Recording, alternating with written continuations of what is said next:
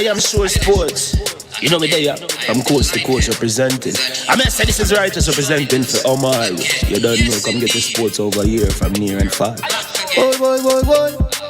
Me say I am sure sports, one thing me sure about. When me say sure, that me not doubt. Come get your sports, get it over here. Come subscribe, repost and share. I am sure sports, one thing me sure about. When me say sure, that me not doubt. Come get your sports, get it over here. Come subscribe, repost and share. If me not sure, that me not say it. Know who score, that me not say it. Never know no game play, that me not say it. If me never see no game, me not know who play. For your sports news, better come over here so. For your soccer news, then come over here so. If you don't love sports, still come over here so. For the day done, you are gonna love over here so.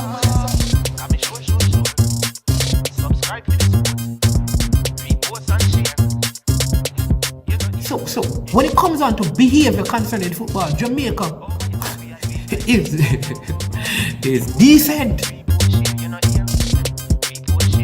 I am sure that if we can get all of these things done, set in place by the end of April, it gives us enough time before the World Cup campaign.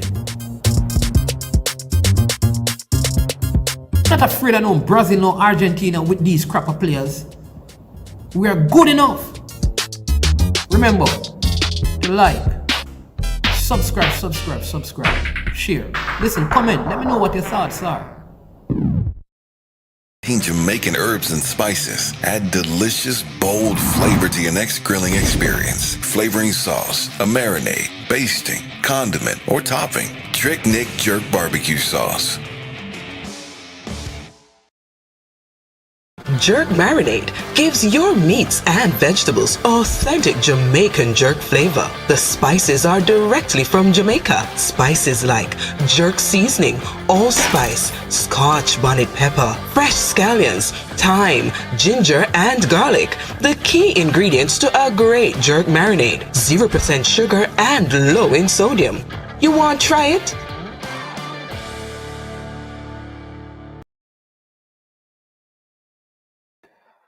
All right. Greetings, good afternoon. Welcome to I Am Sure Sports. Just want to say a big thank you to the sponsors of this video. Our sponsors are Trick Nick, the Jamaican-owned and operated company in Canada that uses authentic Jamaican herbs and spices to make all their products. Check them out at tricknick.ca. Also, Prestige Finance, lending a helping hand when you need it most. You can call them at 876-884-7390. You need a loan of up to 100,000 Jamaican dollars. They are the people that you want to get in touch with. They are located in Lynch, St. Catherine. No processing fee, same day processing, 0 to 4% interest rate. Just let them know you heard about them from I Am Sure Sports. And also, Launch Legacy. At Launch Legacy, they handle risk and seek legacy for all your personal insurance needs in Canada and the USA. Visit them at launchlegacy.com or call or text 647-989-0782. They have a big production coming up on this platform. Yes, on the 10th, that's this Thursday at 7 p.m. when Launch Legacy will be on hosting a financial webinar. So make sure you're all lined up and ready to check them out for that. I'm going to slide out from this chair and allow the host of today's program, none other than the guru himself. They call him the pioneer.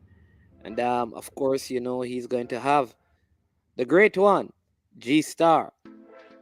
And the voice of reason, he calls himself Kems. CC, he says that's Clarendon College, we call it Comedy Central.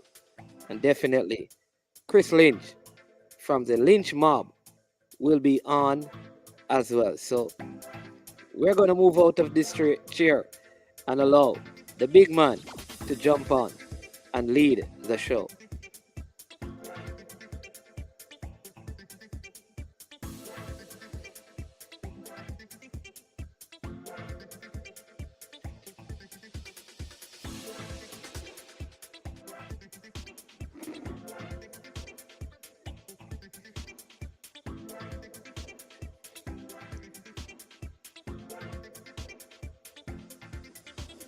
Hello, hello, hello. Good afternoon to you again, everybody in internet land. I am Pioneer, and this is I Am Sure Sports. And today we are back with another edition, another episode in our series around the NBA. Today I have a couple of friends, as Mannings just said. We have rounded up the gang again. We have the man who I call the best basketball analyst in Jamaica, G-Star. Yes, With us salute, again today. Fireman. Big up yourself. We're expecting to be joined later on by Chris Lynch. We're also be expecting to be joined by CC from CC Sports Lab, and the man Kems from Sports Frenzy will be on with us today. Today we'll be looking at just happenings in the NBA over the weekend, and specifically we'll also be looking at the trade deadline. The trade deadline comes up on February 10th, and that's 3 days away. Some interesting happenings in and around the NBA, with trades being made, trades being rumored, trades being sorted out. What will the teams look like at the end of the trade deadline? What moves will be made? Will any of these big pieces be moved from one team to the next? And going from the trade deadline, how it will affect the fortunes of these teams that have made trades. G-Star is on with us already. Welcome forward, G-Star. Yeah, man. There's already a decent side trade, with the Curry reverse. Low, G-Star. I don't know if I can Can you hear me now? Amp up the volume a little bit for me, so we can What about now? Can you hear me now? How about now? Still? Not hearing you, G-Star. You're not coming through clearly. We have Kems online too. We're joining Kems immediately. So all right, so I hear coming through now, G-Star. Let me hear you now. Kems, you can hear me loud and clear? Yes, sir, loud and clear. All right, Kems. I said G-Star will rejoin us in a little while. All right, as I said earlier, Kems, today we'll be looking at happenings in the NBA over the weekend. Some interesting games occurred, and we'll also be looking at the trade window. Trade window comes to a close on the 10th of February. A few trades have been made already. Some interesting trades have been made. So we'll be discussing those. Yeah, G-Star, welcome forward again. Yeah, man. You can hear me now? Testing, Yeah, testing, loud and 1, clear, 2. hearing you clearly. All right. All right. So you know what we talk about the Bengals, Kems. You know that. Come again, I didn't hear. No, if I talk a little NFL, off for the basketball part, Man. Yeah, and Kems will discuss that. Yeah, man. The Bengals, yeah. Yeah. All right. So we'll look at some of the games that occurred at the weekend. All right. And first, we are going to probably the most talked about game and happenings in that game. That's the LA Lakers New York Knicks game that happened on Saturday night. Interesting game, was billed as a marquee clash. I mean, the two most popular franchises in the NBA, the Knicks and the Lakers. The Lakers came out on top in overtime. Some very interesting things happened in that game. LeBron James was quite good. So was Anthony Davis. But the most talked about point coming out of that game was the benching of Russell Westbrook for parts of the fourth quarter and for the entirety of the overtime period. G-Star, give me your views now on the game first and the happenings from the game. All right, here's the thing. I didn't watch the game. I watched the highlights, so I can't speak too much about the dynamics of the game. right? All right, fair enough. But I did watch the post-game interview though, since we're talking about Russell Westbrook, right? Mhm. And you see what I always find fascinating with Westbrook is that he's still, like an alcoholic, your first stage into recovery is you need to get out of denial, right? For me, Russell Westbrook still hasn't got out of denial. Let's look at Steph Curry for a sec. Steph Curry was been in a slump for about a month, but nobody's denying that he's in a slump, right? Russell Westbrook is still denying that he's really not. He hasn't been playing well for a while, right? And in all honesty to him, still, he said that he's missed some shots that he usually misses. Usually makes. Sorry. Yeah. In part, I actually do see that in him. So for me, it's looking like he's actually lost a little bit of his confidence because some of those easy layups around the basket, Westbrook usually gets those, right? But the last thing I'll say about Russell Westbrook is what I do think is that I think he has to have a different approach. I can take it back to Jason Kidd when Jason Kidd was no spectacular player when he went to Dallas. But if you notice in 2012, Jason Kidd was guarding Kevin Durant and he guarded LeBron James in the finals. He was the stopper. Yeah, Sean Marion was there too, etc., right? But Jason Kidd set a tone defensively. I think if Russell Westbrook would just forget about his offense and just think about playing defense, let that be his primary focus, I think he'll find his way through to success because you have Anthony Davis and LeBron James backing you up and they're saying all the right things. As one of the mantra of the Golden State Warriors, when you listen to people like Draymond Green and Steph Curry speak, you always hear them say it starts with the defense. And it is said in the NBA, it's probably a little cliche, but they say good defense lead to easy offense. So yeah, I understand where you're coming from with that, G-Star. Kems, may I ask your opinion on the game? I don't know if you watch a game. I'll ask your opinion on the game and specifically about this Russell Westbrook situation.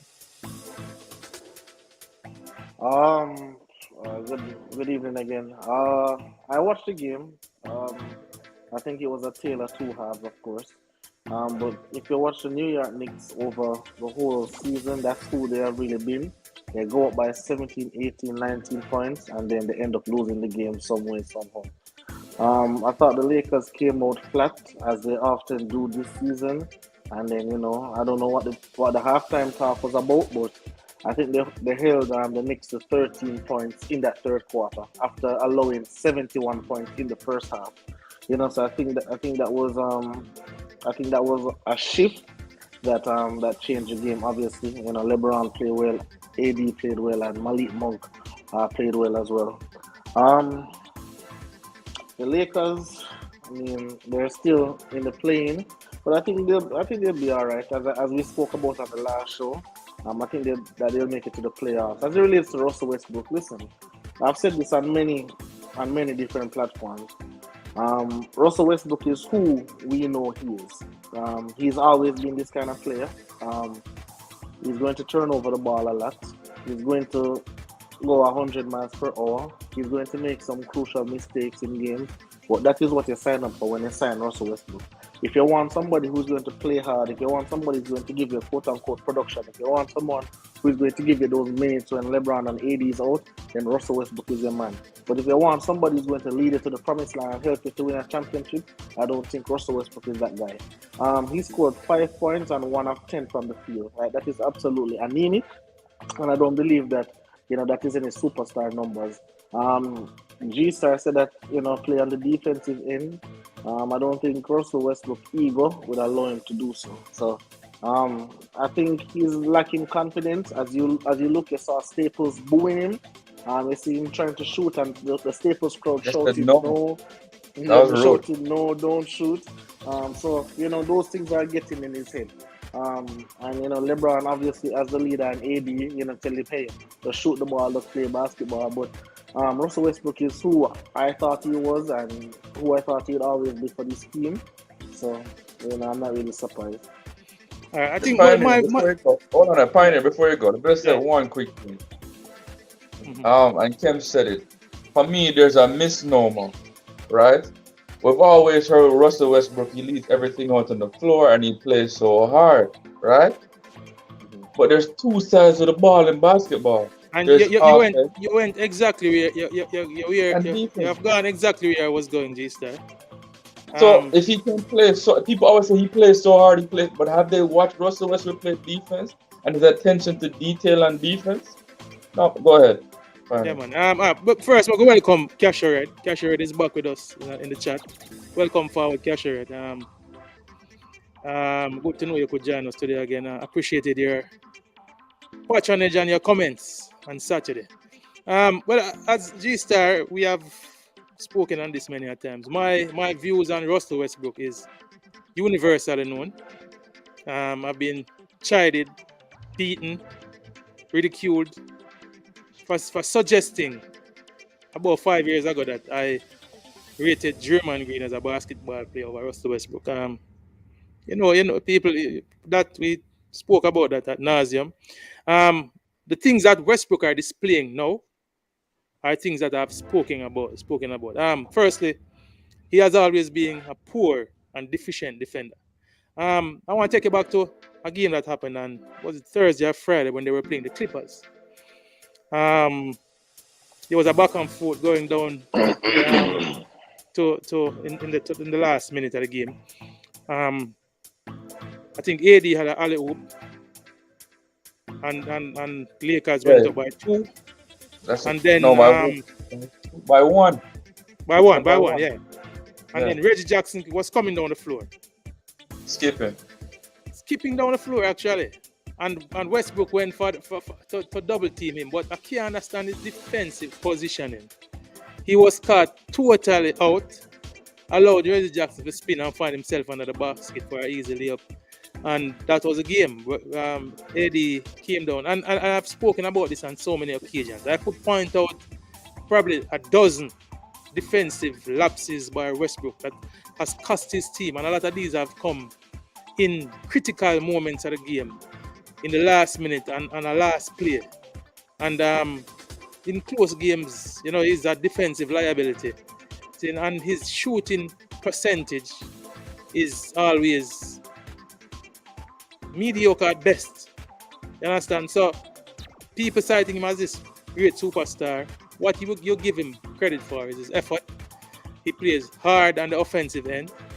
A lot of his stats are... Hold on. You see what I'm problem with Pioneer? You said effort. You described a play at the end of the game where I need maximum effort now because there's like 10 seconds left in the game, right? Mm-hmm. And that positioning play that you're talking about, defensive play. You see, if I was coaching a bunch of 13-year-olds and a 13-year-old did that, not being in the proper position, that has nothing to do with physical ability. You know? All that has to do is attention to detail when Russell Westbrook never slide to make over the double team, you know, because you cannot let a person split the double team, especially in a spin move. That's what I'm talking about. And he's going baseline, so you know he's going to spin back because you can't go over the baseline, right?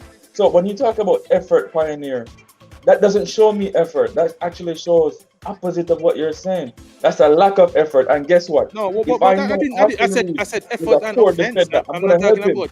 For me, he has always been, as I say, he has always been deficient on defense. G-Star. I've said this on many occasions. Russell Westbrook bamboozled the basketball world with the triple double. He won an MVP. Mind you, he at the time that he had the ball in his hand 80% of the time. He was the man. He was running the show. And this people keep giving him credit for taking that Thunder's team to the playoffs. That was a team that was solid, that gone to the conference final. Kevin Durant left. The rest of the team was intact. They got Victor Oladipo, who averaged 18 points in that season to replace Durant. And Westbrook basically turned that Thunder's team into a one-man show. Went to the playoffs, got knocked out by a rookie Donovan Mitchell that season. Because of his one-man show.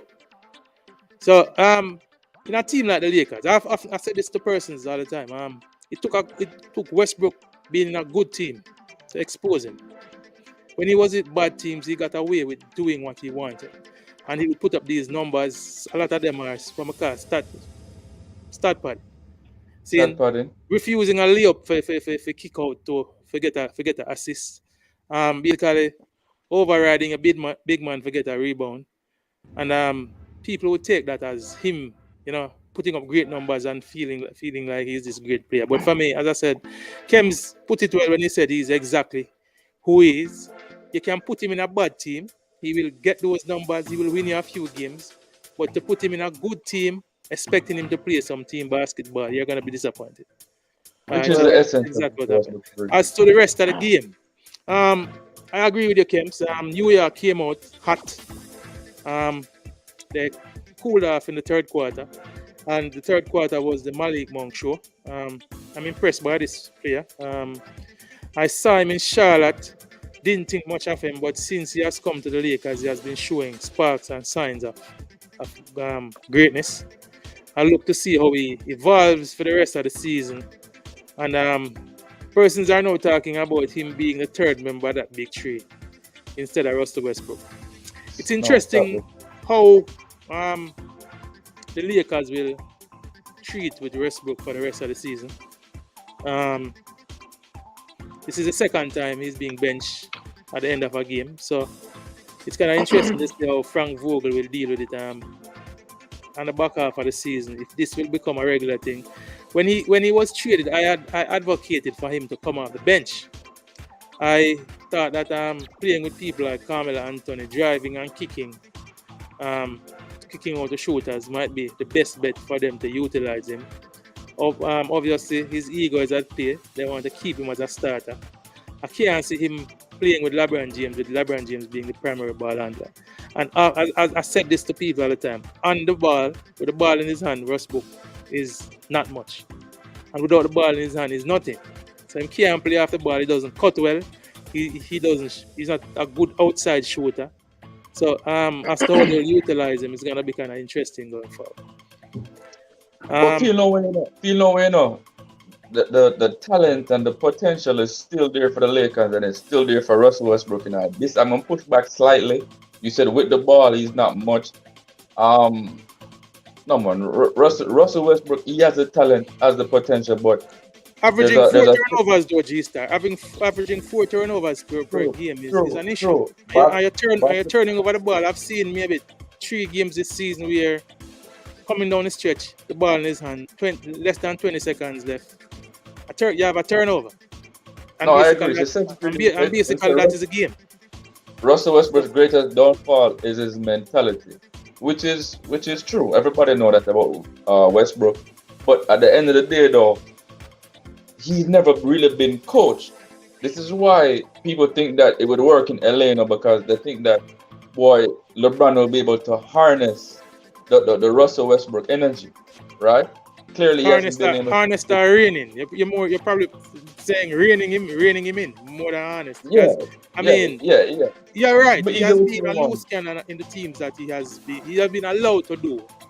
After Kevin Durant left the Thunders, it was the Russell Westbrook show, as I said earlier. So if you get a disciplined Russell Westbrook, which would be a different Russell Westbrook, you'll get a better output from Russell Westbrook, I believe. There's an old adage that says you can't teach an old dog new tricks. I think Russell is in his 13th season now.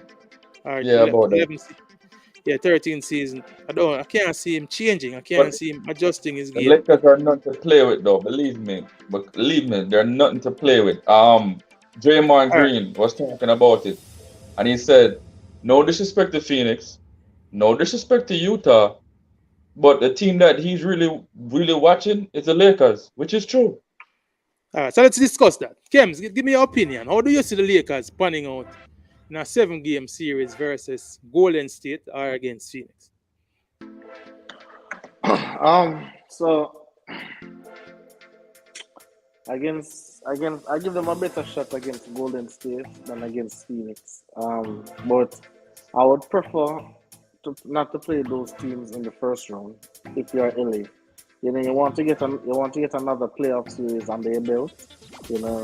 Find out your rotations, because Frank Vogel rotations have been suspect all season. So I think find out your eight players that you're going to use in the rotation, and that is going to be obviously with the whole Westbrook situation, depending on the game that he's having, you'll play a lot of minutes or you play few minutes. But I think getting another playoff series on their belt before you go up against Golden State or Phoenix, I think that would be good. But on your last podcast, I said it. I think Phoenix is the best team in basketball right now, squad-wise, depth-wise, coach-wise. I think the others coach very well, and I think they play very well, very good complementary basketball. So I think the Lakers and Phoenix, I think they'll probably go to a 7-game series.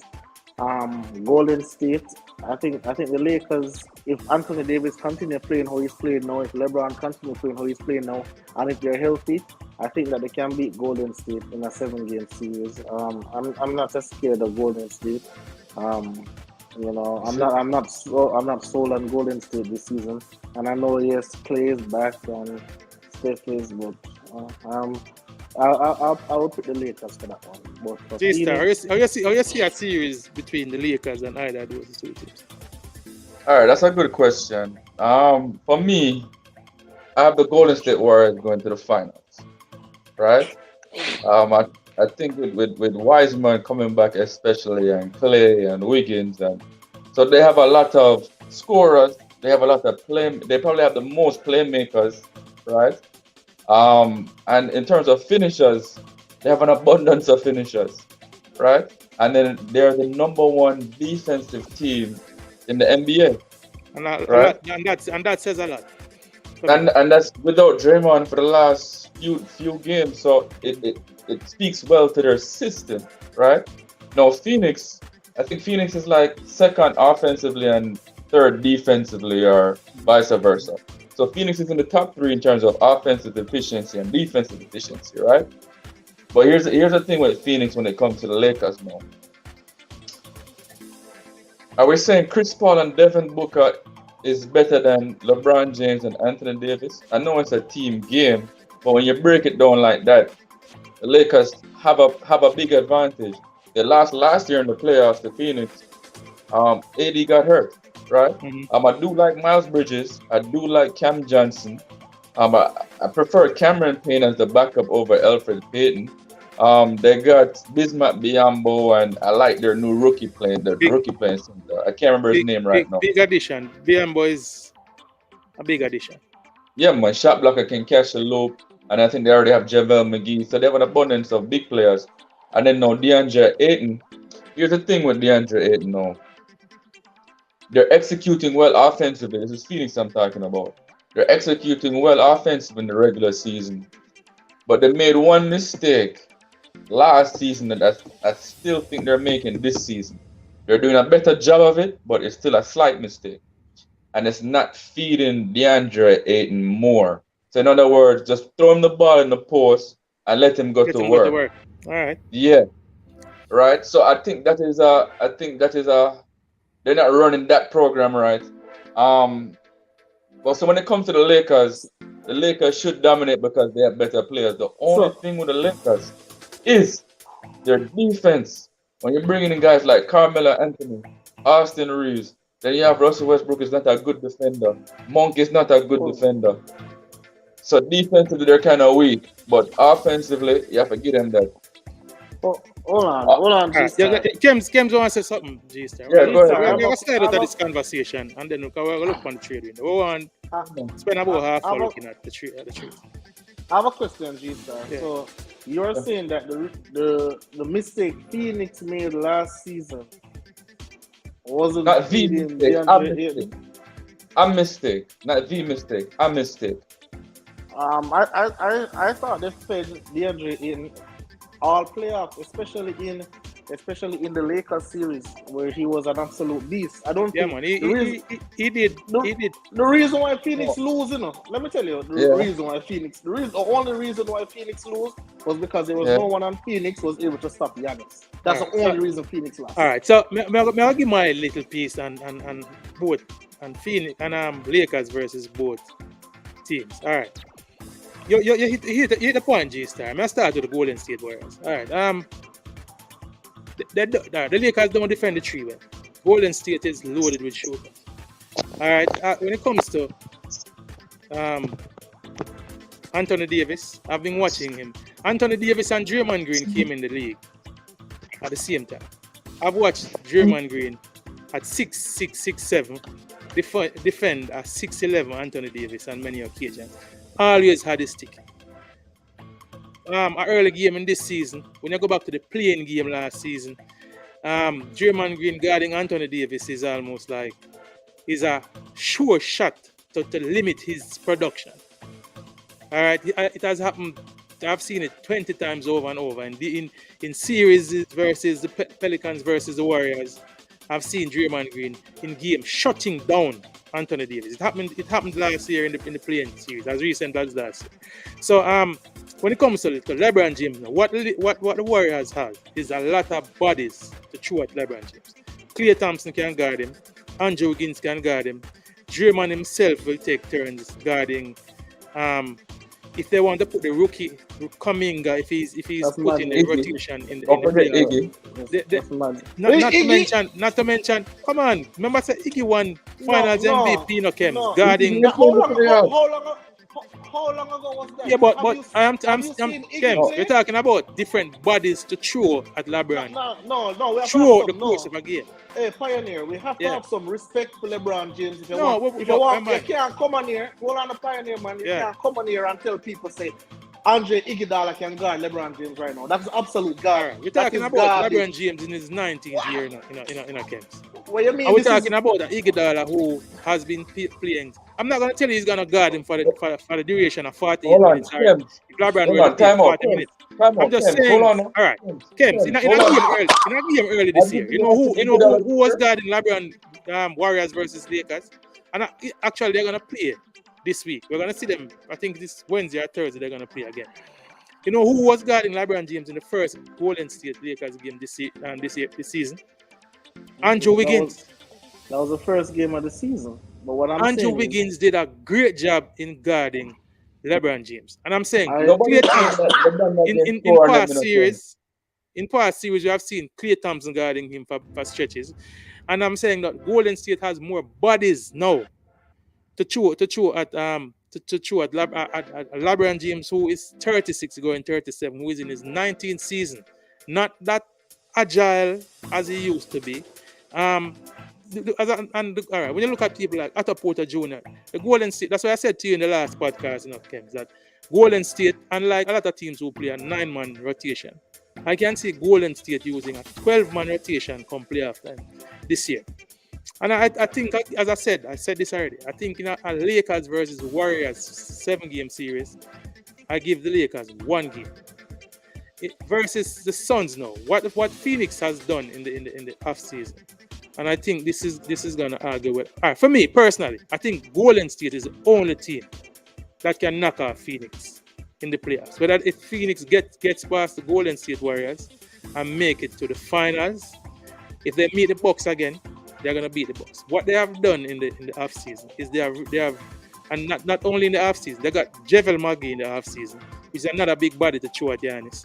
But in the last couple of weeks, they have gone and gotten Bismack Biyombo, who's a really good defender, really good shot blocker, does well against, will do well against a Giannis when it comes on the putting a body on him.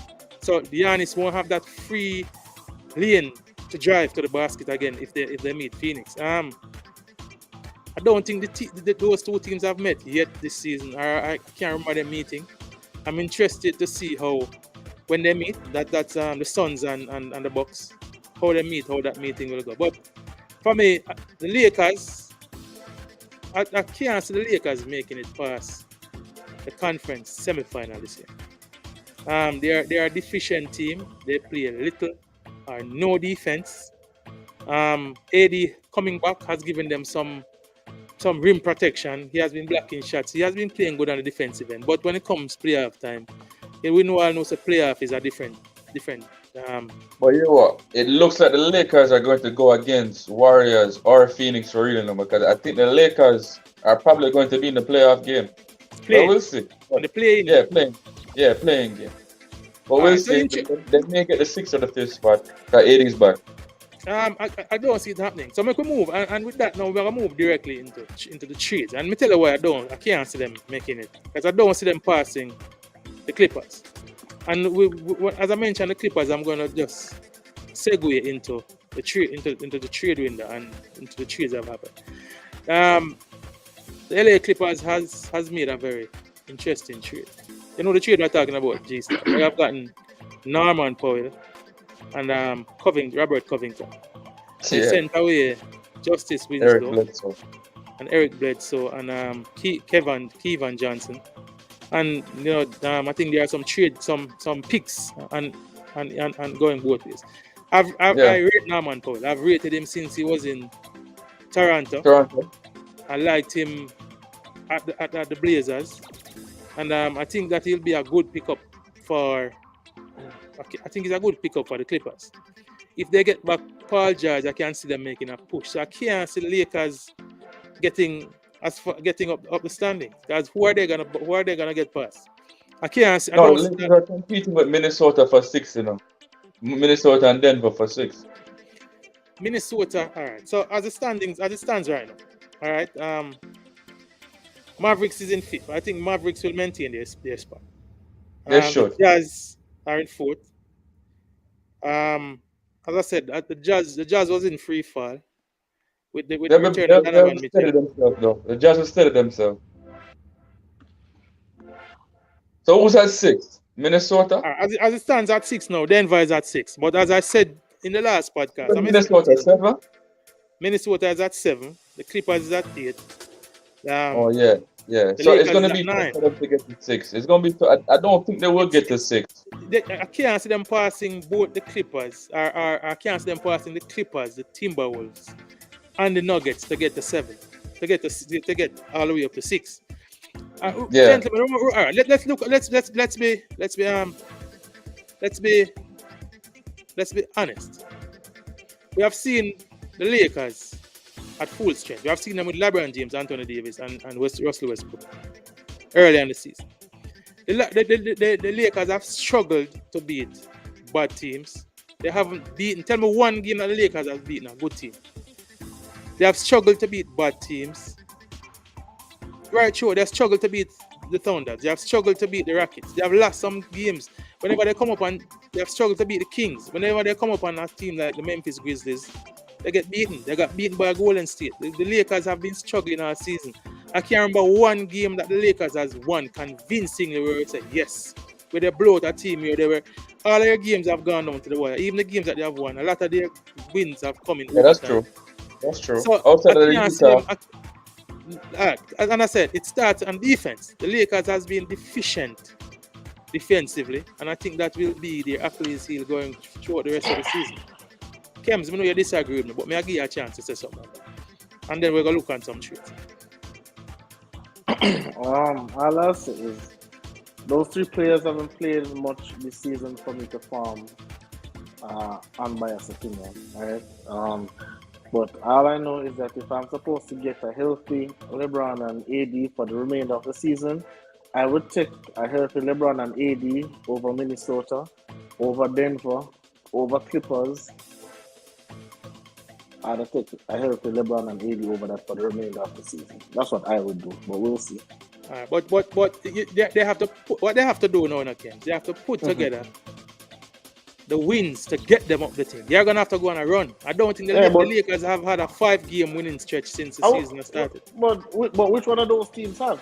Which one of those teams have? Have the Clippers have a 5-game winning streak? All right. No, but we're talking about a Clippers team now, that has played all of their season without Kawhi Leonard. Most of their season without Paul George. Who's gonna be coming back? Who said and as that? I said, they have we don't know that. We don't know that. No, we don't know Paul George is coming back. I've heard that. I've heard reports of him coming back. Maybe. But he may or may not. Same thing with Kawhi. Kawhi may or may not come back. The last report I heard about Paul George is that if he's going to come back, it has to be in the playoffs. Kawhi is definitely not coming back. But I've heard a report up to this weekend that says they're expecting him maybe a week or two after the All-Star. Okay. All-Star. Alright, So what I'm saying finally is you cannot come and tell me say, oh well, hey, the Clippers have played without Paul George, you know. So 90% of the time they're going to play without Paul George for the rest of the season. yeah, but what I'm saying to you now, Nakens, is that this we have seen, as I said, we have seen the Lakers at full strength. Outsider, how many games have you seen them at full strength? they have the big three have played quite a number of games together. No, not even 20 games together. But I would say about 20. I would say about 20. About 20 of a 52 game season or a 53 game season so far. Remember, so LeBron only played 37 games this season, 37 or 38 games this season. And AD missed some of those. Right. And AD missed some. So yeah, what I'm saying, I wouldn't even say 20 games right now. As I said earlier, Kems, when I've seen the big three, they have struggled even with the big three to beat bad teams. So I can't see them somehow. Like the Knicks. AD is back and he's playing well. But let's look at that. Let's be frank. They had their big three on Saturday. The New York Knicks is a bad team. The New York Knicks is 12th in the East. They struggled to beat the New York Knicks in overtime. Golden State Warriors struggled to beat the New York Knicks. Too. If we're gonna be honest, we can talk about all these teams who struggle to beat the same Knicks. No, but the New York, alright, that's alright. So if I talk about the Warriors beat the Suns. The Warriors minus a Klay Thompson. Consistently, the Lakers are in close games consistently. The Warriors are on a 9-game winning streak right now. Kems, come on, man. The Warriors know right now they're playing the Thunders tonight to go to a 10-game winning streak. The Warriors have the longest winning streak in the NBA right now. They're on a 9-game winning streak. And whoever they played last game, them put them out. That's what Sacramento. With the Golden State Warriors. Golden State have people winning in games, having fun and them thing. They play 1-3, shooting threes on the break and them thing. Golden State having fun right now. No, what I am saying is that you cannot come up here and you cannot say, oh, New York Knicks is a bad team, the Lakers struggling to beat them. When there are other better teams in the NBA who have still struggled to beat the same Knicks. So like, yeah, man, but it's not just about the Knicks games. As I pointed out, they have struggled to beat a lot of bad teams. The Thunders, the Rockets, the Orlando Magics, the Kings. Golden State went to overtime with the Thunder, you know. But I'm saying, come on, Kems, man. Yeah, I missed the point. I'm saying the wins that you guys are nitpicking though. The next time we get on this podcast, I'm gonna do for Kems. I'm gonna go through the entirety of the Los Angeles Lakers season. I'm gonna tell you all the games that they have won. I'm gonna tell you the teams they have beaten that are over 500, and then we are gonna assess and analyze the entirety of the Lakers season to date. I promise you, we'll probably do another podcast by now on Thursday. And I promise you, when I get back here next time, we're going to have that information and we're going to examine that. But I don't want to slide away from the trades. I mentioned that trade between Portland and the Clippers. I want both of you gentlemen to give me your views on the trade. And if you want to elaborate a little bit, you can. So I think right now Portland is in disarray. I don't think Portland really knows what they're doing, because if you remember, Portland traded for Norman Powell and Robert Covington, and I think they traded away, what's his name? Gary Trent Jr., yeah? Yeah, Gary Trent Jr. Yeah, Trent is now. And then now they're using Toronto right now. And then now they're trading, they're trading Norman Powell again now to the Clippers. And, it is said that, they're saving some I think it's for cap space, cap space. Yeah, they're doing all those things for cap space. But and because Damian Lillard is out for the season, and basically, I think they've thrown in the towel for the season. There are talks of trading away CJ McCollum, because people have been talking about breaking up that combo for some time. They need to. Yeah, so as you said, they think of trading away CJ and Dame as well, both of them, and they're just thinking of going into a rebuild. But I think this trade really and truly benefits the Clippers, because the Clippers are also trying to trade Serge Ibaka. They're trying to trade Morris, and there's another player. There's another player as well they're trying to trade. So Kennard, yeah. Yes. I think what the Clippers are doing, they want a lot of offensive power. They have the Reggie Jacksons of the world, the Terrence Mann is still there, so that when Kawhi and PG come back, whether later this season or next season, I think it puts them in a position, to challenge the top dogs in the West. So I think the Clippers won this trade for me. I just don't know what Portland is doing. And I feel really bad for Chauncey because, obviously Chauncey get a chance as a head coach. But, it just really sucks what's going on in Portland right now. I agree with you, Kems. I agree with everything you just said. I think, to answer the question, though, I think this trade is about clearing some cap space for Portland.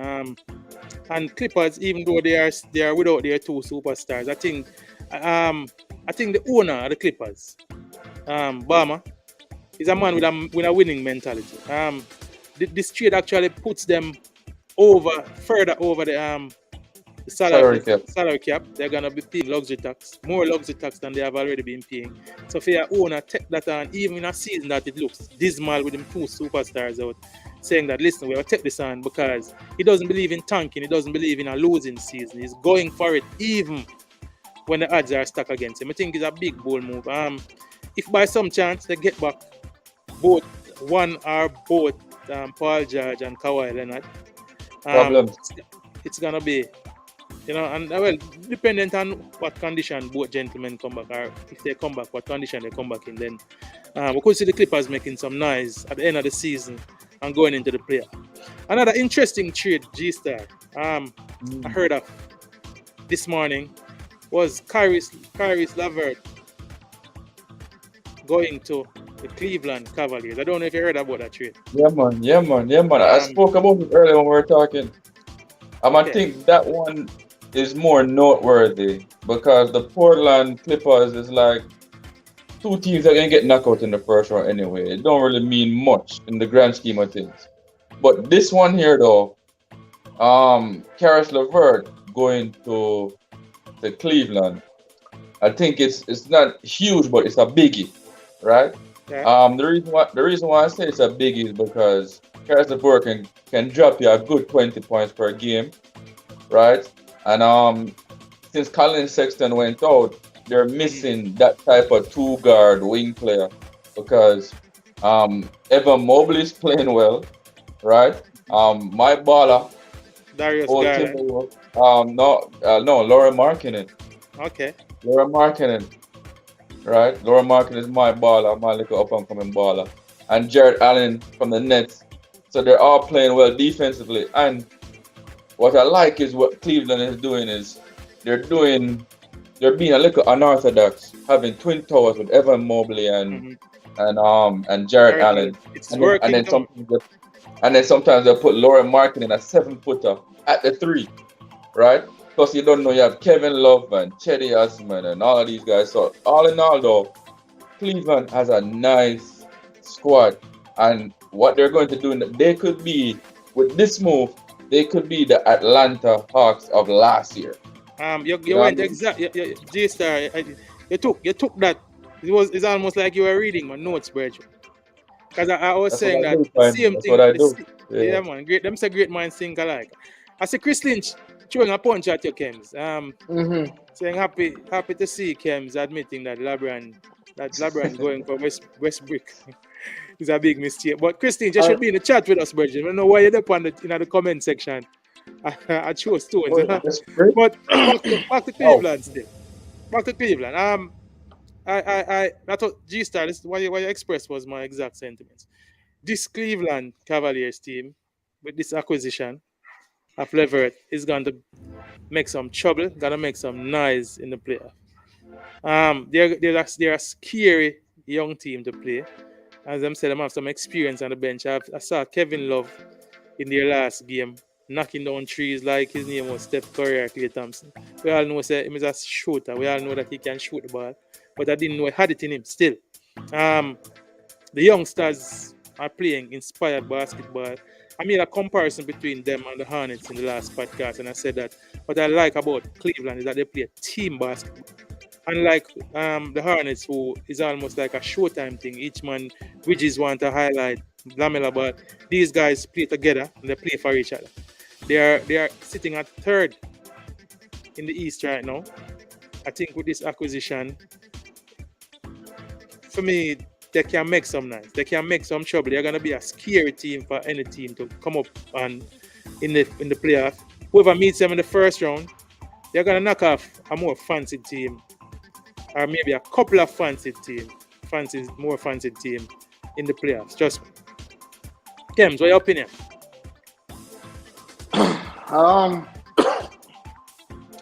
So for the trade, right? A lot of persons were up in arms. First of all, I feel sorry for Ricky Rubio because Ricky Rubio was playing some really good ball before he got hurt. He was playing some really good ball before he tore his ACL, and then obviously it's the business of them ship you out of town. And I think they gave up one first round and 2 second round picks as well. And I'm saying, I prefer to have someone that is proven that who is unproven. I don't know what those first round picks are going to be. I don't know what those second round picks are going to be. They can be a bust for all I know. But I know what I'm getting with Levert, and whole Cavaliers has never been this good without LeBron James.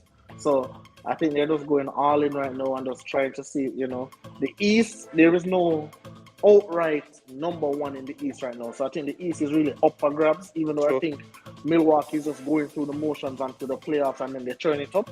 But Cleveland has a great opportunity to make some noise, and I think this leverage trade really helped them really boost the roster, especially both offensively and defensively, but mostly offensively. Give them more weapons on the offensive. You can't only key on 1 or 2 players. You have to key on everybody on the floor. So I love this for Cleveland, and I think this solidifies them in the playoffs. For those who have short memories, I can remember Levert. Well, if you remember him short, this only happened maybe 2 weeks or less ago. I remember Levert scorching the Lakers in the fourth quarter in their recent meeting. You remember that, G-Star? Yeah, man. I just still remember Carmelo running away from Levert for the 3. No, for Indiana, I'm saying for the Lakers. Lakers versus Indiana Pacers. So, I think it's a good, as I say, I think it's a good trade for Cleveland. And it strengthens their roster, and I can see them. They're gonna make some noise in the playoffs. A few other trades being rumored. Well, we know of the Cam Reddish trade to New York that happened before. Any other trades you heard of or seen around the league, or any other prospective trades that you gentlemen might think of that might be season altering for some team, or a difference maker in some Go ahead, Kim. So there was the trade that they were talking about, James Harden for Ben Simmons. They kept talking about that because James Harden obviously came out and said he's not happy in Brooklyn for a myriad of reasons, the Kyrie situation, and he feels like he's in a situation now where he's back in Houston where he has to be logging heavy minutes, he has to be playing out of his mind basketball in order to win, and he doesn't like that. Obviously, he also has a relationship with Daryl Morey, who is for basketball operations for the Sixers. So I think that would be a great trade. Obviously, Harden already said that he's not signing any extension. So the Brooklyn, so Brooklyn runs the risk of losing him for free.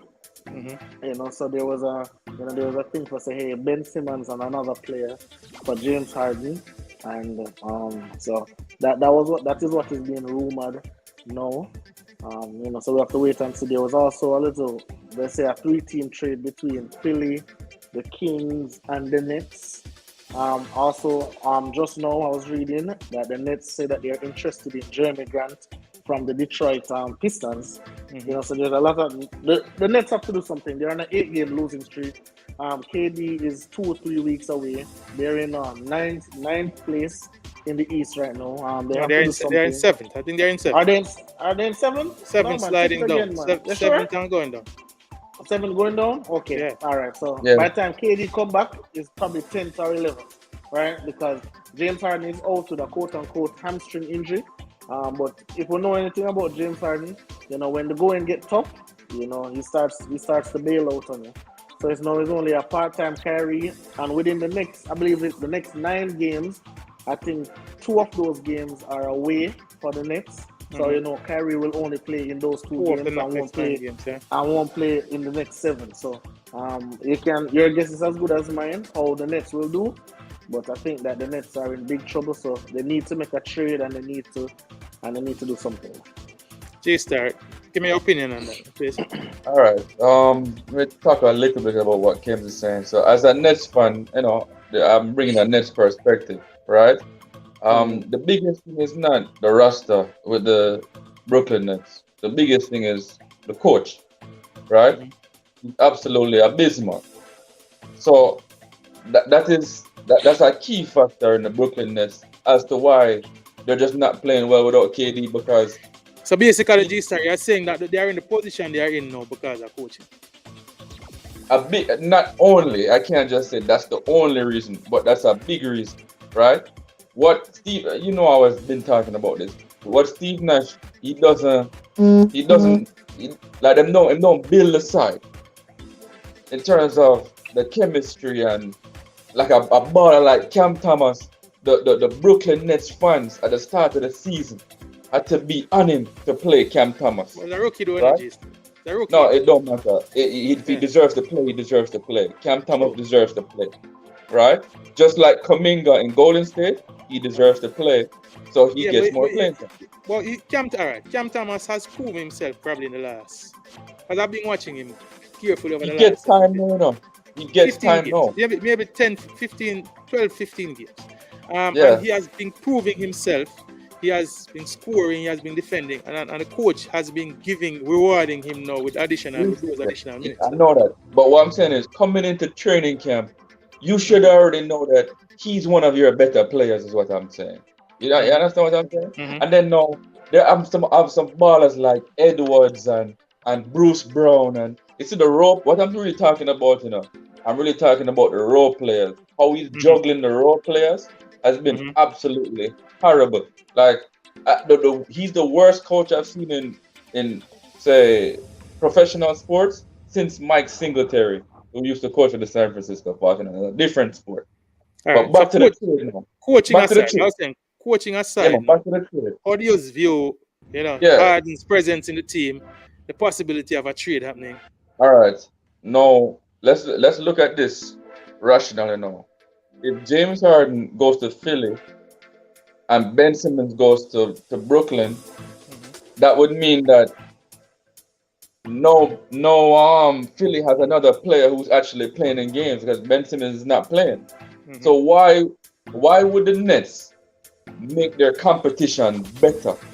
That's just bad business, right? Yeah, but So- Ben Simmons would be playing for the Nets, for the Brooklyn Nets. Exactly. It's Sure. not like Ben Simmons is injured. But- Ben Simmons is but here's the refusing thing, to though. play in Philly because of the issues he had with the organization. The comments So of his Pioneer, coach, the comments of his Pioneer, he's going to upgrade Philly and downgrade the Nets because James Harden is better than Ben Simmons, right? That is no man. There's no we shouldn't argue about that. Yeah, man, I agree with you. I agree with you. But sometimes, G-Star, sometimes it's not about a player being better than a player. You're talking about Sometimes it's about the fit. You're talking about fit. Absolutely. Sometimes And about the fit. James Because Harden what Ben Simmons, I've watched what it does for Nets, G-Star. It upgrades them defensively, automatically. Absolutely. No denying Absolutely. Ben Simmons is one of the best defenders in the NBA. Absolutely. That's fine. It gives them another. If when KD comes back, it takes him off the ball, gives them another ball handler, another Absolutely. playmaker. Because Absolutely. I have examined No, it, you and can't I be think Philly. it would be a No. very good. Yeah. But they won't be Philly. If the Nets give Philadelphia James Harden, they're not going to beat Philly. Who says that? Who says that? What I'm who saying- says that? The verdict I is mean, I out. don't- The verdict I don't is out. agree. And I don't agree because guess what? Okay. You don't There have are to. There are two teams. There are two teams in the NBA, Pioneer, where if Ben Simmons go, is trouble, and that Yeah. is the Brooklyn Nets and the Golden State Warriors. Why? Because you're not going to depend on Ben Simmons to shoot the basketball as Philadelphia really wanted him to shoot the basketball. So him going to the Brooklyn Nets, instantly he's a playmaker for them. As you said, he's better on defense, and he just fits better in that offense than in Philly. Philly wanted All right. Ben Simmons to be the second best player. The Nets not going to need Ben Simmons to Okay. be the second best player. So question. Hold on. So a quick question. Yep. If Kyrie is not playing in a home game, Okay. who is now going to alleviate the scoring load for Kevin Durant? Who's going to alleviate the scoring load? Joe Harris? No, Thank Joe, you. I don't think Joe Joe Harris is out, coming man. back. Joe Harris hasn't played I again don't again think. No, since. Yeah, I don't think exactly. he's coming back. All right. So, It's a all right. rhetorical question, and that's what I'm talking about. Hold on, no, Give G me a Star. second I for don't the want you act. playoffs. I don't want you act as if Ben Simmons cannot score the basketball. Ben Simmons is at 18 Sure, points. but Pioneer, the 4 last on his time, line. He's the not. last What thing he we what seen he's of not Ben is a Simmons, He's he's not a a broken shooter. player. He's a Come again. broken player right now, you know. No The man. last we All seen right. of Ben Simmons that he's been broken. Well, All right. broken for Philly. All right. All right. Let's examine the trade. So he's an Let's not unknown. get Why would carried I away. trade a I known want. superstar for an unknown We guy? have possibly another. Like we said, we have 10 minutes left on this podcast. So let's not divert too much and go down too far down the rabbit hole with this. All right, for me still. Bad trade. Considering that the Nets possibly this off season they could lose James Harden for nothing. No, hold on. It don't work like that. Hold on. It don't work like that. What do you mean it don't James, work like that? there's about 3 teams in the NBA that are underneath the salary cap. So if James Harden, well, this is what's been reported as well, right? Because I'm not studying every team's salary cap. So this is what's being reported. So if James Harden wants to go to say OKC or like the Spurs, he can go there. But if he wants to go to a contending team, he's going to have to go through a sign and trade. So that's why even with Ben Simmons, even Yeah, if but G Star, we just hold on, one second. discuss teams willing to pay luxury tax. So don't discount somebody wanting to sign him. No, but that's thinking not that- how that's not how the system works. You have to be able to have him before the trade. Like you can get him on a sign and trade, but you can't sign him outright and go over the cap. You get what I'm saying? You can do it from a sign and trade. You can do it from your own player with Larry Bird rights. But you can't just so in other words, Philly, if he's a free agent, he couldn't sign outright. I'm talking about for the max, you know, not for chump change. He couldn't sign outright for Philly. It would have to be through a sign and trade. So realistically, they're not going to lose James Harden for nothing. So they have leverage. So it doesn't make any sense for them to trade James Harden to a contender right now. If they're going to, they'll wait till the off season and do a sign and trade. I heard Steve Nash coming out yesterday, and I heard him again today saying that James Harden is not going anywhere. He has said that James Harden hasn't played the last 3 games. They are now saying he has a hamstring injury. We don't know how true that is. Last time I saw him on the court, he looked fine to me. The reason why he's not playing for me, I can't explain. Obviously, things are not rosy in Brooklyn. Last time I saw him on the court, he scored a grand total of 4 points. So obviously, things are not rosy in Brooklyn. Pending Kevin Durant, I said they are sitting in 7th right now. They have the same record as who is sitting in 8th. The team that is sitting in 8th, they have the same record. They're tied, so you could effectively say they are in 8th.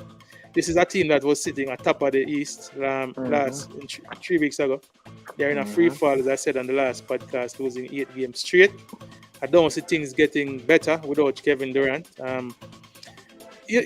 Listen, for me, it's a whole.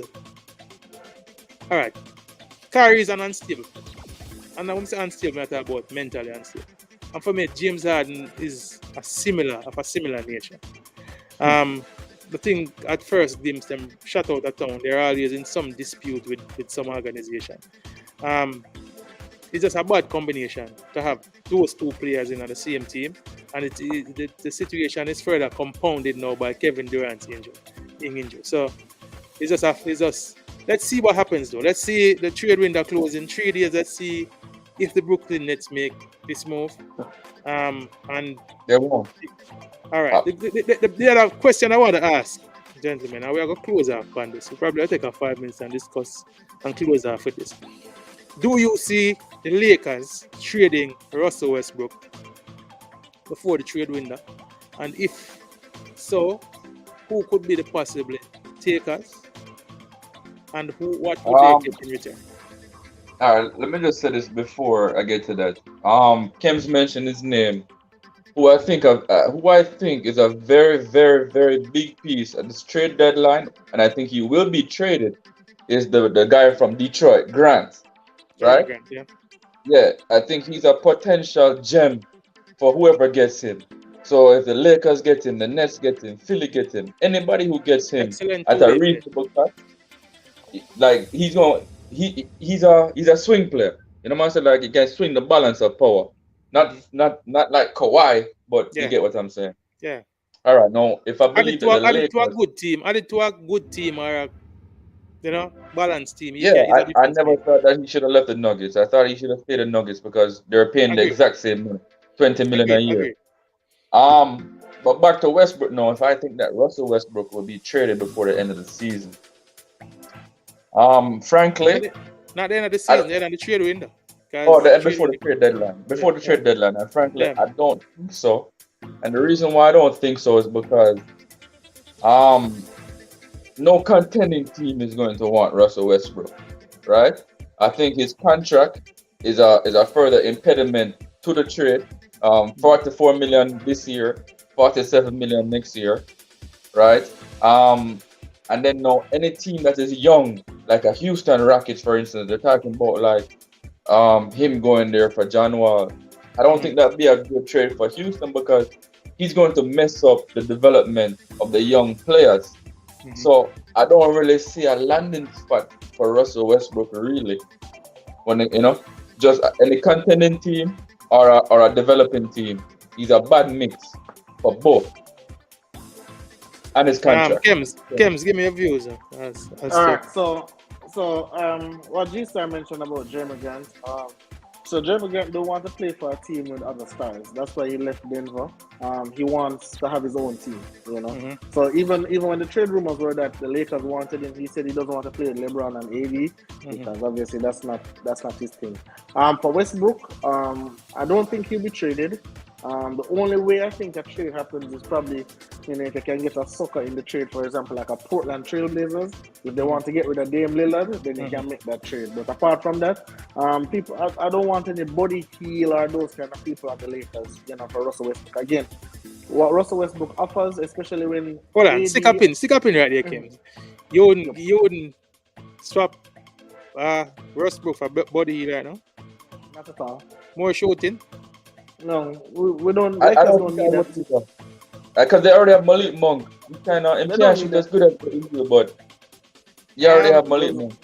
Don't need that. Who do you think is a better shooter? Malik Monk or Buddy?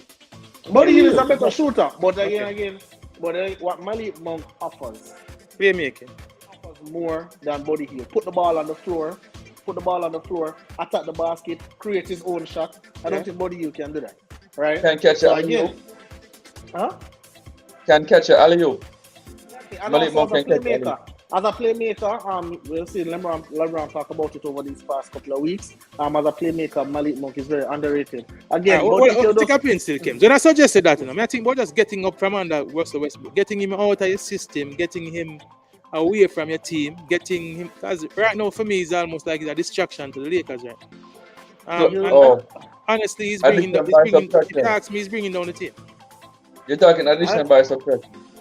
Yeah, that's exactly J-Star. I'm alright with Westbrook in the team. Yeah. I'm alright with it. If we can't get anybody who is going to come in and fill those minutes and fill those things, then I'm okay with Westbrook. But if it's not Dame Lillard or even CJ McCollum, I don't want anybody else. Hold on, J-Star. We have a late student to the class. Right. We have Chris Lynch come join me. Christine, all right. We have to go extra 5 minutes to facilitate it. We're planning on ending in another minute, but we'll go extra 5 minutes to facilitate it, Christine. Let's go ask you. I'm sure you have been tuned into the discussion. Let's go ask you for give your views and just spend 2 or 3 minutes. I can't help you. Good evening, viewers. Good evening, G-Star, Kems, and Pioneer. I cannot help Kems, Kems a call for the coach head. Remember take on Kems first. Kems a call for the coach head. When a coach have a sit a man and you say you still the coach have a sit a man in a game because him 1 from 10 and Kems analyze it good enough. But now you ask Kems a question. Buddy Hield over Westbrook. It's not who is a better player, Kems. It's a better fit for LeBron James' team. No. Again players like Hield. So Kevin Love is not no way better player than Buddy Hield. at this moment, but it's just a better fit, Kems. That's all it is. It's not that Westbrook wouldn't probably go do good at New York or in Wizards, but it's just the fit, Kems. Just the fit. I don't. Buddy Hield coming to the Lakers does not make the Lakers any better than they are now. It You don't does. think- You're hold joking. on. Joking, brother. Stick up in, Christian. You don't think the Lakers are in need of knockdown shooters right now, Kems? Don't think the Lakers could do well. All right, I saw Trevor Ariza playing in the New York game, and we got a little glimpse of old Trevor Ariza from Houston days, where he was playing. He was basically a 3-and-D player, playing some good defense and knocking down a few shots.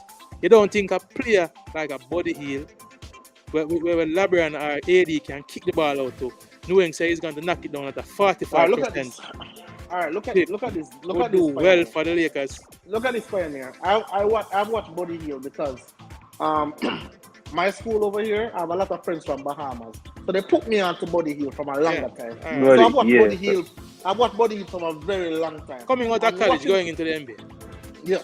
Much so fancy, Buddy the Hield next Steph Curry, as they kind of label it. Watching Buddy Hield for Sacramento even right now with Fox out and thing.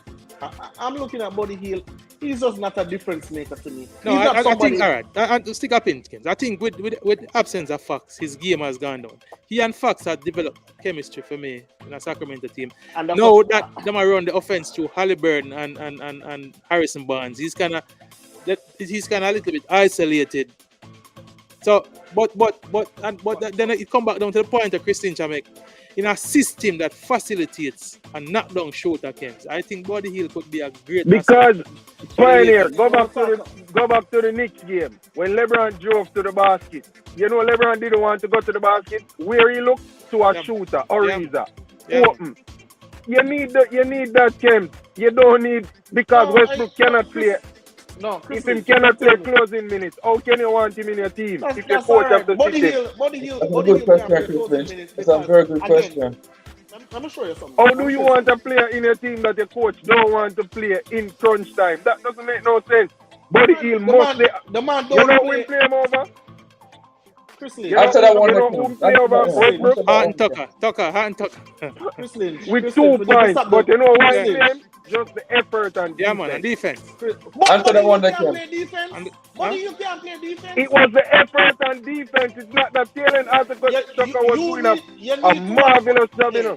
Chris Lynch, you need to watch Buddy Hield play defense for Sacramento. He's not a great defender, Kems, but I wouldn't say he's a terrible defender. It's an understated pioneer. He's not a good defender. He's not a terrible defender. He plays his part defensively right now. Right now, he's not better than Westbrook. Buddy Hield is probably just below average defender. No, but I'm saying, G-Star, let me assist you. For me, I think I'm with you on this, gentlemen. For me, it's all right. For me, it's horses for courses.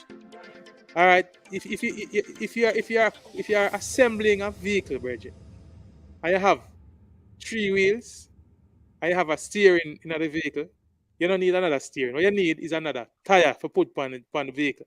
And I'm saying right now, for me, the Lakers are in need of knockdown shooters. All right, they're in need of defense. We need defense. Melo. Defense. We have enough shooters. We have enough scoring. And Russell not going to give you good scoring, and he's not going to give you good defense. So why not just go for Buddy Hield? Why you stick with Russell? Because LeBron say must come there. You think LeBron can't rank? And that's all you have pick up on. All right, Christian. Just that LeBron cannot get it wrong. Christian, you come in the conversation. All right. So Christian, more people. Christian, before, because we are going to wrap up in a little while, gentlemen. You have heard the discussions we were having earlier. Well, give me your opinions on a couple of the things that we have discussed outside of Westbrook. And ironically, people. Go ahead. Ironically, I find it's very funny. People like Christian just beat me first time when I was a child. Westbrook. So. And I will still be here for that. All right. But Christian, G-Star do a great job. Who's that? Aside from the Russell Westbrook, you Kems and G-Star do a great job. Especially Kems. Me and break down a lot of stuff and him do it good. But anytime you bring up LeBron James, Kems' mind go blank. Because Kems was reasoning so good until he mentioned Russell Westbrook. I don't know why Kems cannot admit that LeBron get it wrong. because everyone who was watching the trade knew that the trade, what even Pioneer was sarcasm, saying, "Oh no, man, it's going to work." Pioneer knew it wasn't going to work. No one believed it was going to work. At one point, I started saying, "No, like Kems, at Kems, I did it like you. I said LeBron is going to find a way for it to work." Now you must admit that LeBron don't find a way, and it didn't work. This is the last thing I say, Chrisley. This is the last thing I say on this. If we're not going to get somebody who is way better than Westbrook, I don't want them over the Lakers. Don't tell me about a body heel. I would have taken even Ben Simmons right now. I'd have traded Ben Simmons for Russell Westbrook right now and take Ben Simmons. But no, I don't want to... Yes, Kems, stick up in. You said something earlier, no, Kems. You said if Ben Simmons went to the Warriors, for me personally, I wouldn't want Ben Simmons. All right, we have Draymond who is not shooting. Do the same thing. All right, do the same thing. And what Ben Simmons would bring to the Warriors have a lot of. The Warriors are loaded with playmakers. The Warriors are loaded with great defenders. And man. Like who? Who are the loaded playmakers that they Wiggins is a playmaker. Steph, have you seen Klay Thompson since he has been back? Poole coming off Klay Thompson is not playing like he's a point guard. You need to stop calling Iggy name. Hold on. You don't want Draymond. You don't want Golden State play. The greatest playmaker, and not the greatest, but the most efficient playmaker on the Warriors, Draymond Green. Steph is a playmaker. Poole is a playmaker coming off the bench. Jordan Poole. Don't tell me about Jordan Poole. Like Ben Simmons way better. Ben Simmons way better than Jordan Poole. No, man. We're not No, of course he is. Yes, he is. Hold on. But hold on. The question is, would you trade Ben Simmons for the voice? All right. Listen. All right. Draymond Green or Andrew Wiggins? The second part of my argument, Kems, is that I think, I personally, if I were the GM of the Lakers, I would trade Russell Westbrook for Ben Simmons right now. Because I think you mentioned something. But Philly not doing it. You mentioned that defensively, because if you have a AD and a Ben Simmons, your defensive efficiency not through the roof, but automatically is amped up. The championship with Ben Simmons. You have championship defense for sure. So right there and then, I think if I were, all right, listen. But on the Jordan, so somebody said Jordan Poole in the same kind as us. Listen, I agree with that. Jordan Poole is in his second year. We are only seeing Jordan Poole this year. And if I were to go by what I'm seeing this year, I would say Jordan Poole is as good a playmaker as Ben Simmons. I'm not doing that. I'm not going there. We have one man that is in the league for 6 years, 4 or 5 years. And now we have a man who was below par last year, but just coming to the 4 in 50 odd games this year. Ben Simmons is a better passer than Jordan Poole. The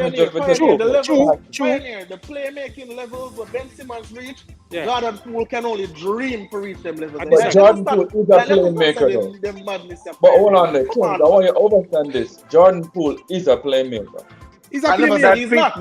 I never said he's not. But listen, this one Ben Simmons, listen. All right, I want more trade. What about the Evan one man? In one man, me talk about potential, and one man has shown what he can do. As I said, Jordan Poole. Go ahead, Pioneer.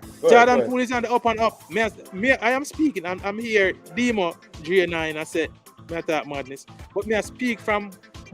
As I said, Jordan Poole is in his second year in the league.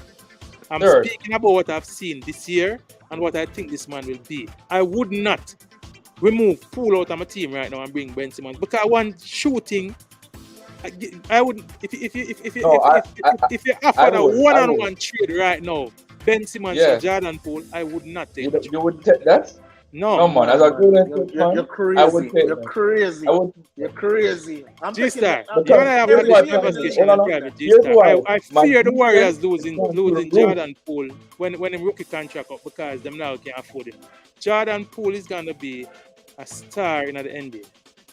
His shooting fits the Warriors system though, Kevin. No, but outside of the Warriors, Oh, but Chris Lynch, if you get And Ben trust me, Simmons in the I like Warriors, speak, I with like Jordan speaking Poole, things. come on. I like speaking things into being before that. Man, Jordan Poole is going to be a star in the NBA, and I will argue that Jordan Poole is going to be a bigger star than Ben Simmons is in the Yo, NBA. Okay. yo, So that All right. good night. All put right. up my hands and say that, All people. right. I can say Put up that my That's hands gas in and the like say a that. pool. So baby. if It's you only come around, coming. hold on, Mr. J, That's Mr. Hold some on. serious gas. All right, listen now. All right, gentlemen, we're wrap up this podcast. But as usual, it was always good. We continue the conversations, people. We'll probably have another show before this trade window ends. The trade window ends on the 10th. Today is the 7th. We probably meet again here on Wednesday to continue these discussions. Well, more than likely by then, we'll have other trades that have happened around the league, and we can discuss those, and we'll look at some of the games that have transpired. We didn't get a chance to look at much games today, but some interesting games coming up this week. So we look at some of those when we meet on Wednesday. Again, I want to thank people and gentlemen. I must say, I'm liking this personally. On a personal note, I went back and watched the podcast. After we ended on Saturday, I'm liking what we are doing here. I'm liking the sound. I'm liking the quality of the analysis. Here, a man just say, "Me drop the standard." Well, all right. If me are the host, I'm drop the standard. Then that's not so bad. If we can get the guest host, will be at a better level than the host. Then Once we don't mention Golden State and LeBron James, Kings and Pioneer will be good analysts at basketball. all right. So we thank you, Kems, for your time, my brethren, and G-Star. Absolutely. As usual, it was Yeah, it is always good to talk basketball with my brethren. And for those who don't know, me and G-Star talk basketball a lot in private all the time. Probably daily, every other day. Because, it's something that we are both passionate about. So give thanks for the time. We give thanks to Kems and give thanks to Chris Lynch, although he came to school a little late. He said, I'm stopping my road and robbing lunch money, people. Give thanks. And as I said, we'll do this again give thanks. soon. Hopefully by about Wednesday we'll have another in our series of around the NBA for I Am Sure Sports people and Pioneer. So give thanks and we're out for another podcast.